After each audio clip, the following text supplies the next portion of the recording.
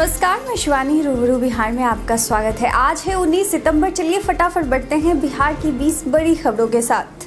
शुक्ल पक्ष की चतुर्दशी तिथि को बिहार में धूमधाम से मनाया जाने वाला अनंत चतुर्दशी आज है। इस दिन गणेश विसर्जन भी किया जाता है। आज भगवान विष्णु के भक्त पूरे दिन का उपवास रखेंगे और पूजा के दौरान पवित्र धागा अनंत सूत्र बांधेंगे। 3 सवालों के साथ ललन सिंह 2 दिन तक करेंगे पटना में बैठक। ज्ञात हो कि बिहार विधानसभा चुनाव में खराब प्रदर्शन के बाद जेडीयू में नए सिरे से हार की समीक्षा शुरू हो गई है। पार्टी के राष्ट्रीय अध्यक्ष ललन सिंह ने बीते दिन 3 सवालों पर बैठक की। पहला, क्या विरोधी उम्मीदवार की ताकत हार की वजह रही? दूसरा, क्या खुद का खराब प्रदर्शन हार का कारण बना, या गठबंधन में हुए भीतरघात की वजह से हार का सामना करना पड़ा? बता दें कि जेडीयू का यह बैठक आज भी चलने वाला है। पप्पू यादव ने पीएम मोदी को याद दिलाया 15-15 लाख का वादा। जेल में बंद जाप सुप्रीमो पप्पू यादव ने बीते दिन ट्वीट कर प्रधानमंत्री को उनका 15 लाख रुपए देने वाला वादा याद दिलाया। उन्होंने कहा कि राजा के जन्मदिन पर 2 करोड़ लोगों को कोरोना टीकाकरण हुआ। अरे राजसी जन्मदिन मनाने का शौक है तो जन्मदिन पर भी प्रजा को 15-15 लाख रुपए तो दे देते। वहीं उन्होंने जन्मदिन की बधाई देते हुए भी उन पर तंज कसा था। उन्होंने कहा था कि प्रधानमंत्री नरेंद्र मोदी जी को जन्मदिन की हार्दिक शुभकामनाएं। ईश्वर उन्हें सद्बुद्धि दे। वह देश के पीएम हैं, सिर्फ बीजेपी, आरएसएस, अडानी, अंबानी, रामदेव के नहीं। आईपीएल में खेलेंगे रोहतास के आकाशदीप। रॉयल चैलेंजर्स बेंगलुरु की टीम में हुए शामिल। ज्ञात हो कि 19 सितंबर यानी आज से आईपीएल 2021 का दूसरा फेज यूएई के दुबई इंटरनेशनल स्टेडियम में होने जा रहा है। बिहार के लिए खुशी की बात यह है कि रोहतास जिले के शिवसागर प्रखंड के बड्डी गांव के निवासी आकाशदीप विराट कोहली की कप्तानी में घरेलू team royal Challengers Bengaluru RCB की तरफ से खेलेंगे। सुप्रीम कोर्ट ने की हाई कोर्ट जजों में बड़े फेरबदल की सिफारिश। बिहार को मिलेंगे 2 जज। बता दें कि सुप्रीम कोर्ट ने चीफ जस्टिस एनवी रमना की अध्यक्षता में सुप्रीम कोर्ट की 3 जजों वाली कॉलेजियम ने पटना हाई कोर्ट के जस्टिस ए अमानुल्लाह का स्थानांतरण आंध्र प्रदेश हाई कोर्ट करने की अनुशंसा की है। वहीं बिहार को 2 जज मिले हैं। इनमें केरल हाई कोर्ट के जस्टिस एएम बदर, पंजाब एंड हरियाणा के जस्टिस राजन गुप्ता का स्थानांतरण पटना हाईकोर्ट करने की अनुशंसा सुप्रीम कोर्ट कॉलेजियम द्वारा की गई है। अभिनेता मनोज बाजपेयी के पिता की हालत गंभीर। केरल में शूटिंग अधूरी छोड़कर तत्काल दिल्ली रवाना हुए। मनोज बाजपेयी के पिता की तबीयत बीते कुछ वक्त से सही नहीं है। मनोज बाजपेयी के 83 वर्षीय पिता आरके बाजपेयी की स्थिति गंभीर होने के बाद उन्हें दिल्ली के अस्पताल में भर्ती करवाया गया। पिता की हालत गंभीर सुनते ही अपनी केरल में चल रही शूटिंग को छोड़कर मनोज बाजपेयी दिल्ली पहुंच गए। शिक्षा मंत्री ने मधेपुरा जिले के मुरलीगंज के बीईओ को किया सस्पेंड। बिहार में शिक्षक नियोजन के धांधली करने वाले बीईओ को सस्पेंड कर दिया गया है। शिक्षा मंत्री विजय चौधरी ने खुद यह कार्रवाई करते हुए बीईओ को निलंबित किया है। बीईओ द्वारा शिक्षक नियोजन के लिए 8 लाख रुपए मांगने वाला ऑडियो वायरल होने के बाद विभाग ने जांच के आदेश दिए थे। जांच में दोषी पाए जाने के बाद बीईओ पर बड़ी कार्रवाई करते हुए निलंबित कर दिया गया है। बिहार का बदला मौसम। पटना समेत कई जिलों में बारिश के आसार। बिहार में मौसम का मिजाज बदला हुआ है। पिछले 2 दिनों से रुक रुक कर हो रही बारिश का सिलसिला जारी है। मौसम विभाग के पूर्वानुमान से बिहार के जिले वैशाली, भोजपुर, बक्सर, सारण, समस्तीपुर, पटना और वैशाली के कुछ जगहों पर आज हल्के दर्जे की मेघ गर्जन और हल्की से मध्यम बारिश होने की संभावना जताई है। कुछ जगहों पर तेज बारिश की भी संभावना है।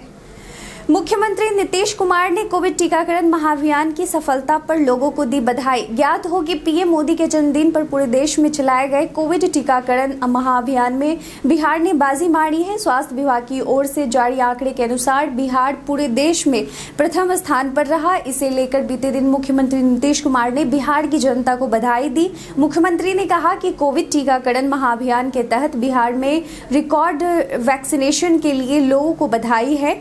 30,67,918 लोगों का टीकाकरण कर बिहार ने स्वर्णिम अध्याय लिखा है। विश्व प्रसिद्ध देवघर मंदिर श्रद्धालुओं के लिए खुला, 18 साल के कम उम्र के लोगों का प्रवेश वर्जित। झारखंड स्थित विश्व प्रसिद्ध देवघर मंदिर बीते दिन शनिवार से खुल गया है। कोरोना की वजह से पिछले 5 माह से बंद बाबा धाम लंबे इंतजार के बाद श्रद्धालुओं के लिए खोल दिया गया है। इससे झारखंड की नहीं बल्कि बिहार के भी श्रद्धालुओं में खुशी की लहर है। इसके साथ ही आपको बताते चले कि यहाँ दर्शन के लिए रजिस्ट्रेशन और ई पास को अनिवार्य कर दिया गया है। कोई भी व्यक्ति पास के बगैर मंदिर में एंट्री नहीं कर सकता है। दर्शन करने वाले श्रद्धालुओं को कोरोना गाइडलाइन का पूरा पालन करना होगा। मास्क, सामाजिक दूरी और सैनिटाइजर का इस्तेमाल अनिवार्य रूप से करना होगा। खास बात यह है कि 18 साल से कम उम्र के लोगों को प्रवेश पर रोक रहेगी। पटना IGIMS में कुल 46 पदों के लिए वैकेंसी। बता दें कि राजधानी पटना स्थित इंदिरा गांधी आयुर्विज्ञान संस्थान में 46 पदों पर भर्ती को लेकर नोटिस जारी कर दिया गया है। इच्छुक और योग्य उम्मीदवार अपनी अपनी योग्यता के अनुसार इस भर्ती की प्रक्रिया में भाग ले सकते हैं। आवेदन के लिए आप IGIMS के आधिकारिक वेबसाइट पर www.igims.org पर विजिट कर सकते हैं। पटना हाईकोर्ट की बड़ी कार्रवाई, जज को किया गया सस्पेंड। बीते दिन पटना हाईकोर्ट ने एक जज को सस्पेंड कर दिया। बताया जाता है कि जज के खिलाफ अनुशासनात्मक कार्रवाई अभी नहीं हुई है। अगले आदेशों तक सस्पेंड किए गए जज को मुख्यालय पटना सिविल कोर्ट के साथ अटैच किया गया है। बिहार के नेता प्रतिपक्ष और राजद के कार्यकारी अध्यक्ष तेजस्वी यादव बीते दिन शनिवार को 2 दिवसीय दौरे पर रांची पहुंचे। रांची एयरपोर्ट पर राजद कार्यकर्ताओं द्वारा उनका स्वागत किया गया। इसके बाद उन्होंने भगवान बिरसा मुंडा और अल्बर्ट एक्का की प्रतिमा पर माल्यार्पण किया। मिली जानकारी के अनुसार बिहार के नेता प्रतिपक्ष तेजस्वी यादव आज कार्निवल हॉल में झारखंड के विभिन्न जिलों से आए कार्यकर्ताओं के सम्मेलन को संबोधित करेंगे। इसके बाद वे पटना के लिए रवाना होंगे। झारखंड में राजद में जान फूंकने के लिए वे अब हर महीने रांची जाएंगे और आगे की रणनीति तय करेंगे।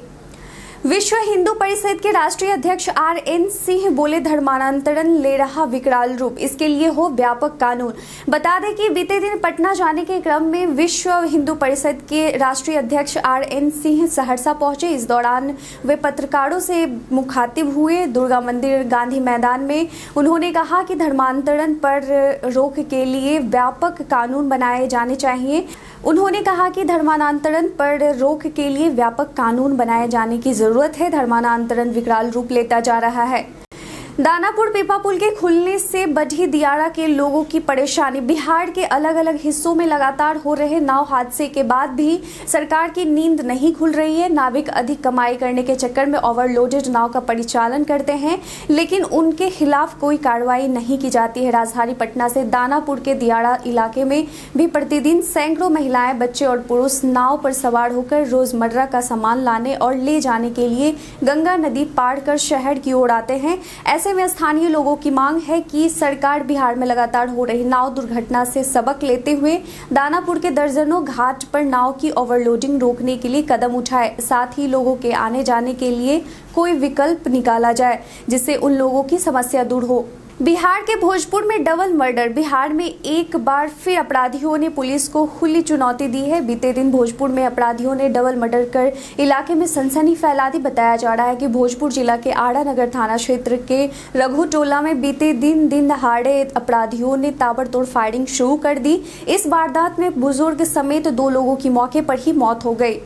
आम जनता पार्टी का राजभवन मोर्चा। जातीय जनगणना की मांग को लेकर विद्यापति चंद्रवंशी ने किया शक्ति प्रदर्शन। जातीय जनगणना की मांग करने वाले मुख्यमंत्री नीतीश कुमार और नेता प्रतिपक्ष तेजस्वी यादव भले ही इस मामले को लेकर अब तक सड़क पर नहीं उतरे हैं, लेकिन पटना में आम जनता पार्टी के नेता और कार्यकर्ता सड़क पर उतरे और उन्होंने जातीय जनगणना के समर्थन में पटना के वीर चंद्र पटेल पथ स्थित मिलर स्कूल ग्राउंड से राजभवन मार्च की शुरुआत हुई। आम जनता पार्टी के राष्ट्रीय अध्यक्ष विद्यापति चंद्रवंशी ने बताया कि जातीय जनगणना का मुद्दा 10 साल में एक बार आता है। जातीय जनगणना को लेकर भ्रम फैलाया जा रहा है। पितृपक्ष को लेकर विष्णुपद क्षेत्र में विशेष सफाई शुरू। बिहार सरकार ने पितृपक्ष में लगने वाले पारंपरिक मेले पर रोक लगा दी है, लेकिन कोरोना प्रोटोकॉल का पालन करते हुए पितरों के लिए पिंडदान करने में कोई मनाही नहीं है। ज्ञात हो कि 20 सितंबर यानी कल से पितृपक्ष शुरू होने जा रहा है, जहां कर्मकांड को लेकर देश विदेश से पिंडदानी गया पहुंचेंगे। मोक्षदायिनी फल्गु के पवित्र जल से तर्पण के साथ साथ पिंडदान भी करेंगे। अवैध संबंध के शक में पटना में जिम ट्रेनर को मारी गोली, एक डॉक्टर और उसकी पत्नी हिरासत में।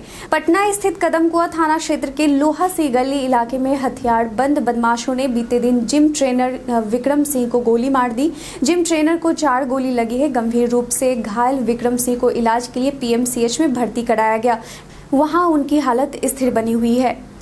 बिहार बीएड सीईटी 2021 काउंसलिंग के लिए जारी हुई आवंटित कॉलेजों की लिस्ट। ललित नारायण मिथिला विश्वविद्यालय बिहार बीएड सीईटी 2021 काउंसलिंग के आवंटित कॉलेजों की सूची जारी कर दी गई है। आवंटित सूची बिहार सीईटी बीईडी LMNU.in पर उपलब्ध होगी। आवंटित कॉलेजों की सूची के साथ ही निजी और सरकारी कॉलेजों की पहली काउंसलिंग कट ऑफ भी जारी कर दी गई है। उम्मीदवारों को आधिकारिक साइट के माध्यम से 19 सितंबर से 25 सितंबर 2021 तक शुल्क भुगतान कर अपनी सीट की पुष्टि करनी होगी।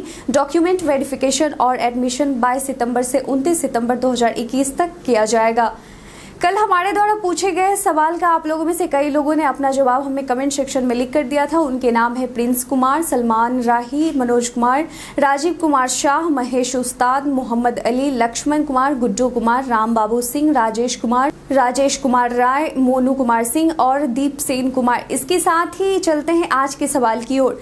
अनंत चतुर्दशी के दिन हाथ में बांधे जाने वाले अनंत सूत्र में 14 गांठ क्यों होते हैं? ऑप्शन आपके फोन स्क्रीन पर है। आज के लिए बस इतना ही। बिहार की सबसे बड़ी खबरों के साथ जुड़े रहने के लिए देखते रहें रूबरू बिहार। धन्यवाद।